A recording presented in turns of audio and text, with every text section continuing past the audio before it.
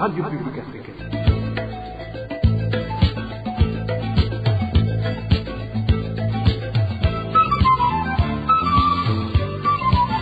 Radio Publique Africaine.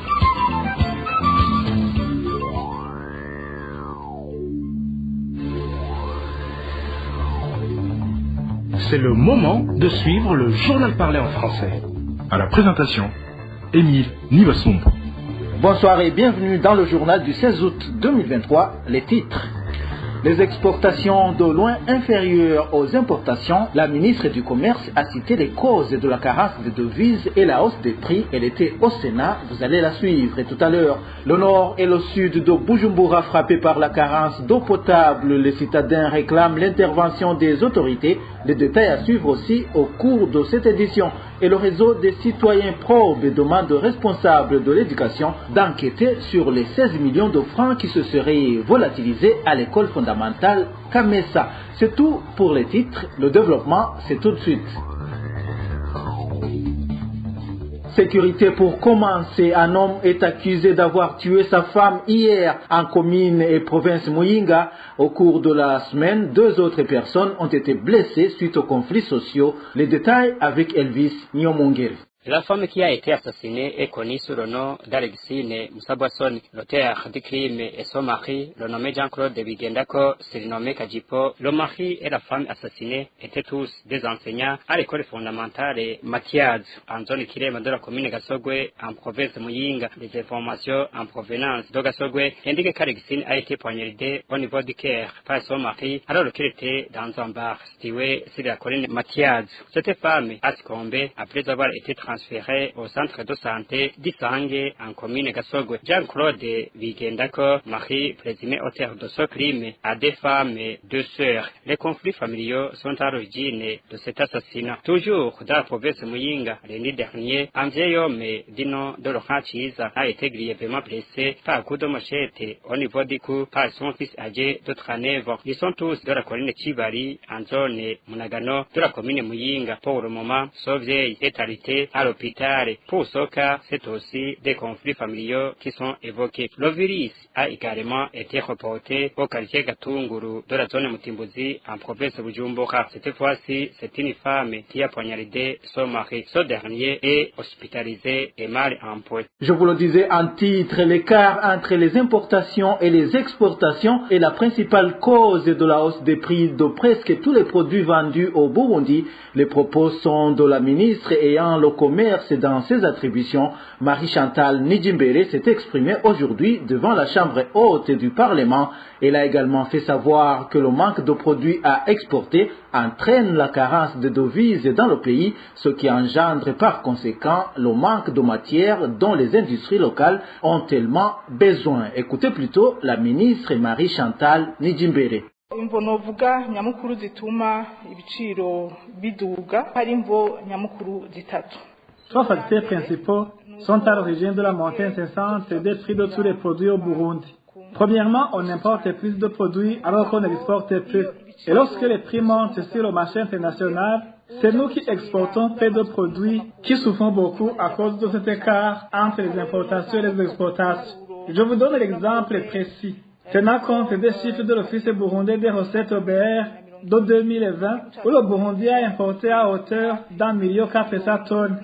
Parmi ces produits importés, 886 000 tonnes sont constituées par les matières premières ou les biens de production qui sont utilisés par nos industries. Cela pour dire que 85% des importations sont constituées par la matière première au moment où les importations ne dépassent même pas 130 tonnes.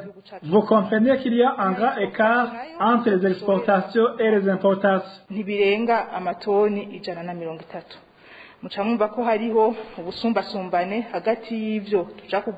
Ce déséquilibre entre les importations et les exportations entraîne le manque de devises dans le pays, ce qui affecte sensiblement nos industries car ne parviennent pas à acheter à l'étranger les matières premières qui constituent à peu près 90% des importations dont ils ont tellement besoin pour fonctionner.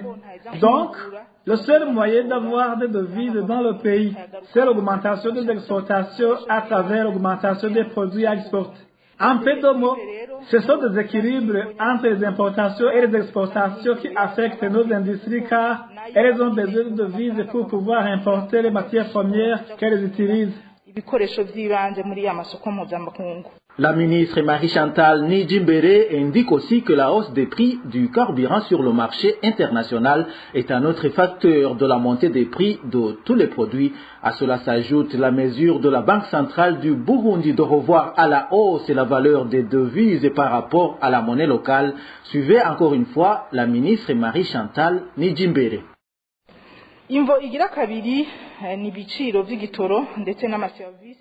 La deuxième cause de la hausse des prix, c'est la montée du prix du carburant sur le marché international, y compris les services de logistique qui ont aussi augmenté les prix durant les 6 premiers mois de cette année.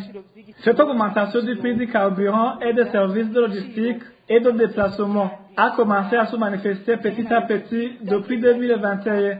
Et vous le savez bien, honorable sénateur, que le prix du carburant vient d'être revu à la hausse à hauteur d'à peu près 30%. Donc, à part que nos industries ont besoin beaucoup de carburant dans la chaîne de production, elles ont également besoin de carburant dans la chaîne de distribution.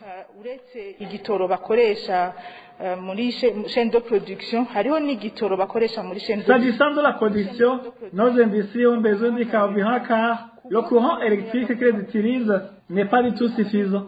Elles doivent alors recourir au groupe électrogène qui consomme du carburant pour fonctionner.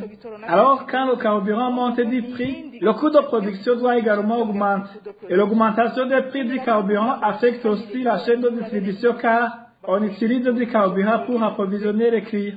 Cela doit avoir des répercussions sur les prix des produits de nos industries. Le troisième facteur de la hausse des prix des produits, c'est aussi la hausse de la valeur des devises. Le taux de change dernièrement fixé par la Banque de la République du Burundi, BRB, a aggravé la situation car il a augmenté de 30%.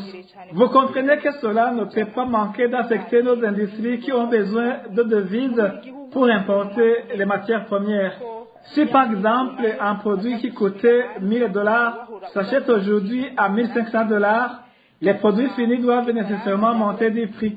Dans ce cas, ce sont les clients, donc la population, qui est la principale victime.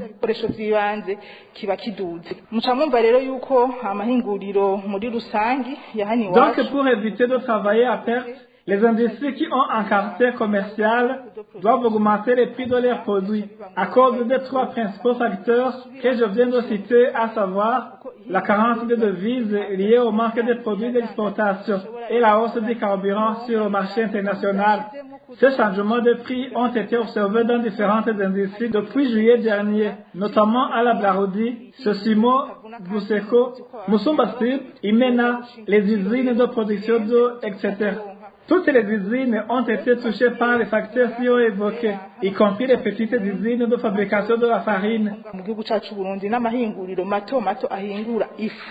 Voilà, c'est Marie-Chantal Nijimbere, ministre du Commerce, du Transport, de l'Industrie et du Tourisme. Toujours en page économie, le Burundi ne sera pas développé par l'élaboration des projets sans se soucier de leur mise en application ou la planification des visions non réalisées. C'est l'analyse de Faustin Ndikumana au cours d'une conférence de presse organisée par la PARSEM à l'occasion de la publication d'un livre intitulé Burundi, pays émergent en 2040 et pays développés en 2060. Quel préalable? Faustin Ndikumana indique qu'il y a des préalables dont le pays a besoin.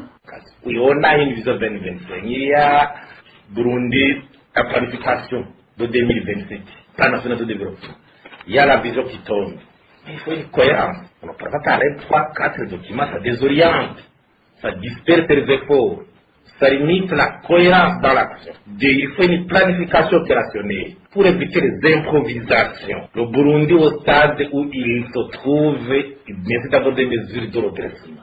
Nous sommes à un stade de pauvreté évidente. Quand un pays trouve des difficultés de s'approvisionner en produits stratégiques comme le carburant. Quand il est difficile de trouver par exemple un kilo de sucre, vous savez, nous sommes dans un... Il faut d'abord redresser le pays par une réforme profonde, redonner l'espoir, les partenaires.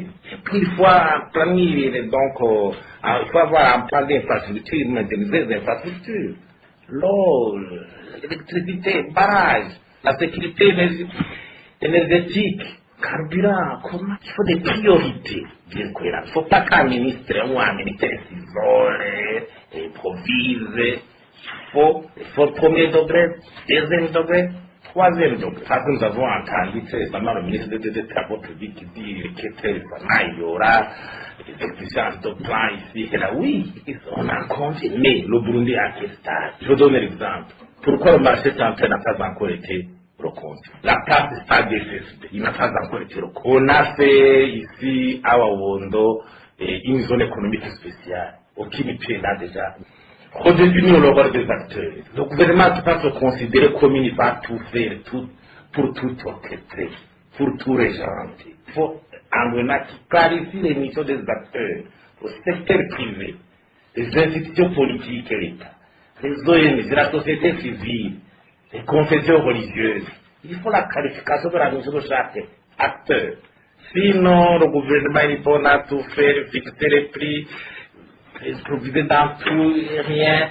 Il faut quelque part voir là où l'État est efficace. Faustin Ndikoumana, président de la PARSEM, conseille au gouvernement de se baser sur les statistiques pour la planification dans différents secteurs. Il précise qu'il faut cesser la tendance de politiser tous les secteurs et laisser la place aux experts. Mettre sur le pied, mettre sur un mécanisme bien appuyé de produire des statistiques pour l'évaluation régulière. Les statistiques aident à s'évaluer régulièrement, des statistiques fiables, même au niveau local, même au niveau central.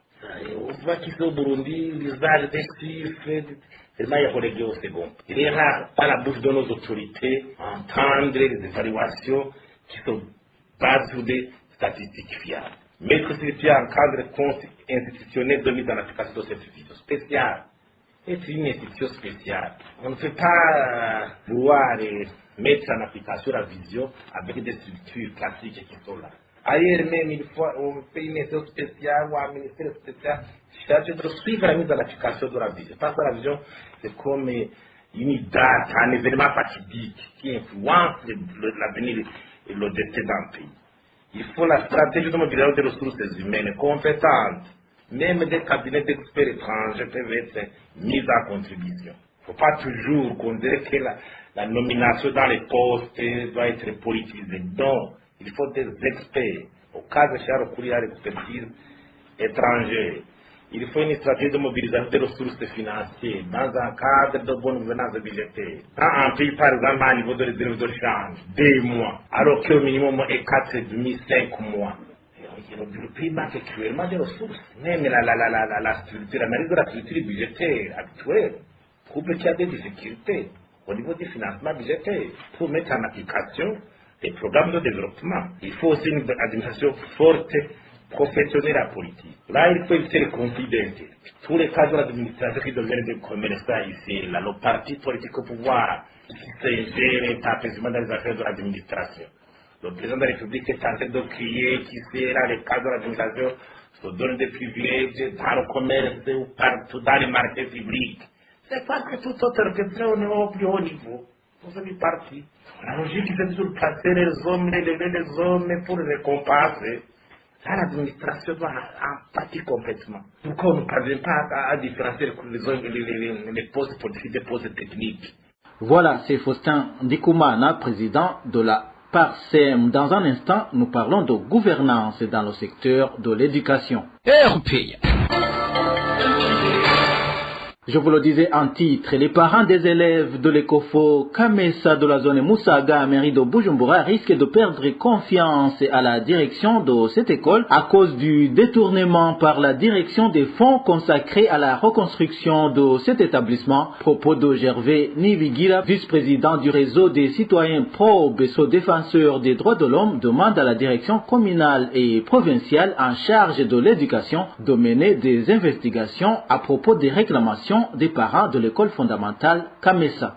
Et nous avons entendu des lamentations de la part des parents qui ont des élèves à l'Ecofo Kamesa de la zone Musaga, où les parents réclament la restitution et de l'argent qui avait été collecté pour construire les salles de classe, mais qui a eu un partenaire d'éducation et qui les a construites. Et premièrement, nous savons qu'il y a la direction communale et provinciale qui sont en charge de la gestion et des enseignements et au niveau des écoles. C'est pourquoi nous demandons à ces directions de mener des investigations pour savoir si réellement les réclamations de ces parents sont fondées. Et deuxièmement, nous savons qu'il y a le comité de gestion qui est composé par les parents, les éducateurs et d'autres partenaires d'éducation. Et nous demandons alors à ce comité de se réunir et pour analyser les réclamations et voir si réellement l'argent qui avait été recruté a été bien utilisé ou s'il n'y a pas eu de détournement.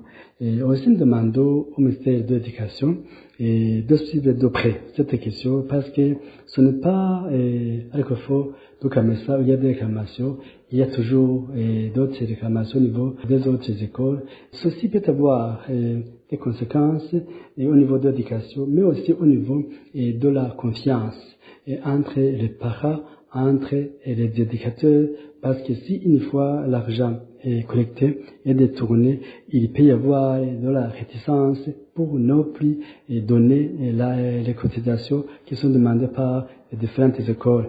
Et parce que les parents peuvent ne plus avoir la confiance au niveau des directions et de différentes écoles. Le fait que les problèmes des employés des sociétés de gardiennage ne soient jamais résolus est une conséquence de la mauvaise politique du pays qui ne s'intéresse pas au bien-être de la population. C'est du moins l'analyse du professeur Paul Nkunzimana qui fut président du syndicat des travailleurs de l'université du Burundi. Ce dernier, qui est actuellement président d'honneur du Parti des travailleurs et de la démocratie PTD Trungurunani, indique aussi qu'il est nécessaire de mettre en place une assemblée constituante chargée d'étudier des problèmes similaires à ceux des agents des sociétés de gardiennage. Bon, concernant l'origine de ces questions, d'une manière générale, en fait, nous sommes confrontés dans ce pays, comme dans toute une série de pays sous domination du capital étranger. En fait, nous sommes confrontés à l'application des plans d'ajustement structurel du FMI, de la Banque mondiale et de l'Union européenne. Ces institutions qui impulsent des plans de privatisation et de remboursement de la dette externe. Ceci, évidemment, a pour conséquence des hausses récurrentes des prix, des taxes, des impôts, etc., etc. Si bien que, par exemple, au niveau du Burundi, compte tenu de cette situation de misère extrême, on peut parler effectivement de désastre social.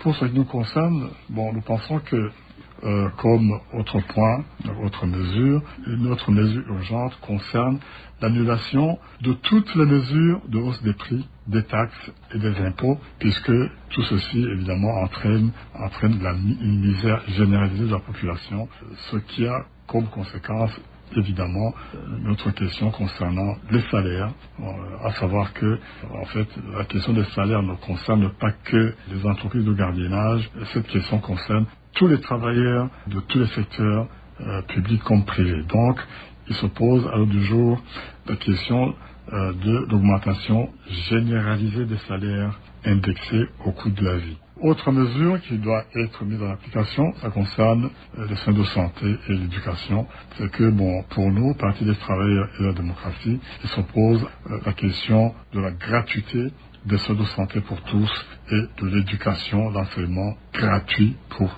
tous les enfants et tous les jeunes de ce pays, y compris même les moins jeunes. Mais la mesure centrale concerne en fait la convocation de l'élection d'une assemblée constituante souveraine, c'est-à-dire que cette assemblée doit rompre avec ces institutions que j'ai évoquées, ces institutions du capital, pour que les Burundais puissent vivre dignement et dans la paix. Dans un instant, nous parlons de la pénurie du sucre et de l'eau potable. Dans différentes provinces de l'intérieur du pays comme Ngozi et Kayanza, de même qu'en mairie de Bujumbura, il s'observe la carence de sucre. Les citoyens de différentes localités indiquent qu'ils oublient même petit à petit cette denrée alimentaire. Suivez plutôt ces citoyens qui se sont entretenus avec la RPA. Le sucre n'existe pas dans cette ville, même dans la campagne. Au cours de la semaine passée, on a fait une distribution dans des quartiers, mais avec une quantité très minime. Tout le monde n'a pas été servi. Certaines personnes ont eu une quantité minime, 1 kilo de sucre. Il y a eu même des lamentations entre les autorités de chefs de Corine. Il y a eu des lamentations comme quoi la distribution a eu lieu dans les heures avancées, les heures d'histoire, où les autorités se sont même retirées de cette distribution. Bon, même les services, il y a une petite quantité qui a été distribuée aux services, mais pas tous les services. Alors, pour le moment, il n'y a pas de sucre. Si tu vas au marché, tu ne trouves aucun 1 kilo. Donc, autrement dit, il n'y a pas de sucre. Le sucre n'est pas disponible ici dans notre secteur. Actuellement, personne ne se rappelle de sa couleur. Cette denrée semble être oubliée pour le moment. Dans des endroits où il est parfois disponible, 1 kilogramme coûte entre 7500 et 2000. Là aussi, on t'en donne en cachette, on dirait de la fraude. Le cycle de la sauce-mort, ça fait vraiment longtemps que nous ne l'avons pas vu. Le sucre est devenu un casse-tête. Pour le moment, il est très difficile d'en trouver dans des localités où certains commerçants le trouvent frauduleusement. Il est vendu 1 kg entre 7500, 8000, voire même plus. Quand on leur demande pourquoi, ils répondent qu'ils ont acheté un sac de 100 kg à 300 000 francs. Parfois, la population s'achète du sucre qui est vendu par cuillère. Dans ce cas, une cuillère s'achète à 300 francs. Néanmoins, le gouvernement nous avait promis que le sucre serait disponible et en grande quantité. Mais rien n'a été fait pour disponibilité cette denrée. Par après, nous avons constaté que toutes ces promesses n'étaient que des mensonges car ils n'ont pas pu les respecter. En plus, récemment, le maire de la ville nous avait dit qu'il était en train de chercher 15 tonnes de sucre qui ont disparu alors qu'ils étaient destinés à la ville de Bujumbura. Mais il n'est jamais revenu nous dire si ces tonnes de sucre les ont été retrouvées.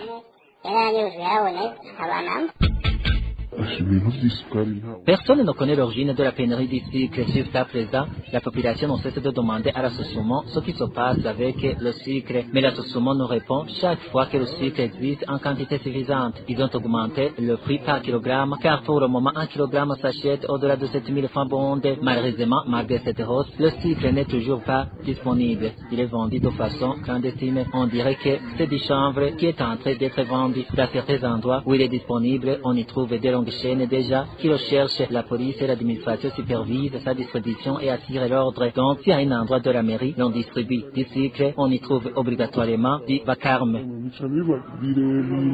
Il s'observe un manque criant d'eau potable dans les zones du nord de la mairie de Bujumbura. Les habitants de ces quartiers de la capitale économique indiquent que là où ils peuvent trouver cette eau, ils en achètent à un prix exorbitant. Les détails avec Dani Claire et la trouve. Elles sont nombreuses les zones du nord de la capitale économique du Burundi qui souffrent de la pénurie de l'eau potable. Dès la zone Buterere à la zone Kamenge, en passant par la zone Chibitoke et Kinama, ça fait un bon bout de temps qu'avoir de l'eau potable relève d'un parcours du combattant. La même situation est vécue par les habitants de différents quartiers de la zone Igihosha. Les habitants de ces différentes zones passent tout leur temps à penser comment se procurer de l'eau potable comme s'il n'y avait que ça comme besoin pour la survie. La plupart utilisent l'eau achetée. Un bidon de 20 litres leur coûte entre 800 et 1000 francs. Un fardeau pour les familles, surtout en cette période d'extrême pauvreté dans les ménages. Nombreuses familles qui n'ont pas de choix utilisent l'eau qu'elles puissent trouver le plus facilement, potable ou non. La population de ces différentes zones demande à la Régie des eaux de tout faire pour assurer le rationnement permanent en eau potable avant qu'il ne soit trop tard. La rédaction de la RPA a contacté la Régie des eaux. Ils nous ont signalé qu'ils parleront ultérieurement. Les habitants du sud de la mairie de Bujumbura demandent également d'être approvisionnés en eau potable afin d'éviter les maladies des mains sales. Certains d'entre eux indiquent qu'ils viennent de passer à peu près 1 mois sans eau potable. Eric Nyonzima nous en dit plus. En zone Musaga, en commune Moha, au sud de la mairie de Bujumbura, les habitants de différents quartiers indiquent qu'ils sont dans une désolation totale suite à la pénurie d'eau potable. Certains d'entre eux font savoir qu'ils viennent de passer à peu près 2 mois sans eau potable. L'un des raconte. La question de la pénurie d'eau potable en zone de Musaga est devenue casse-tête. Ici, dans le quartier de Kamisa, nous venons de passer plus de 3 semaines. C'est presque un mois qu'on n'a pas d'eau potable. Dans d'autres quartiers, si l'eau est disponible, c'est pour des heures par jour seulement. On avait l'espoir que l'entreprise dite Amazwater allait nous procurer de cette eau car elle avait déjà commencé ses activités de crédit. Mais on a été surpris de l'avoir battu avant de trouver la solution à cette pénurie d'eau. Pour avoir de l'eau qu'ils utilisent derrière ménage, les habitants de différents quartiers de la zone Musaga en achètent chez des gens qui se sont improvisés en fournisseurs d'eau potable. Beaucoup de gens ici utilisent les eaux de la rivière Kanyosha, alors que d'autres en achètent aux gens qui vendent un bidon de 20 litres à 2000 francs. C'est un grand problème. En zone de Kanyosha, dans cette même commune de Moa, les habitants des différents quartiers, surtout ceux d'Okijiji, Usoro et Musama 1 et 2, indiquent également qu'ils n'ont pas d'eau potable depuis une très grande période. Ces habitants de la commune Moa, au sud de la mairie de Bujumbura, demandent aux autorités de la mairie de Bujumbura et aux responsables de la société chargée de la distribution de l'eau de les approvisionner en eau potable pour qu'ils n'attrapent pas des maladies liées aux mains sales. Pour rappel, dernièrement, cette même année, les habitants de certains quartiers de la zone Kanyosha ont attrapé le choléra. Il y a un an qui en sont morts. Les habitants de cette zone indiquent que cette épidémie était due au manque d'eau potable. Voilà, c'est par ici que nous mettons un point final au journal du 16 août 2023. Merci à vous tous qui nous avez suivis. À la présentation, c'était Émile Niwasumba. Au revoir.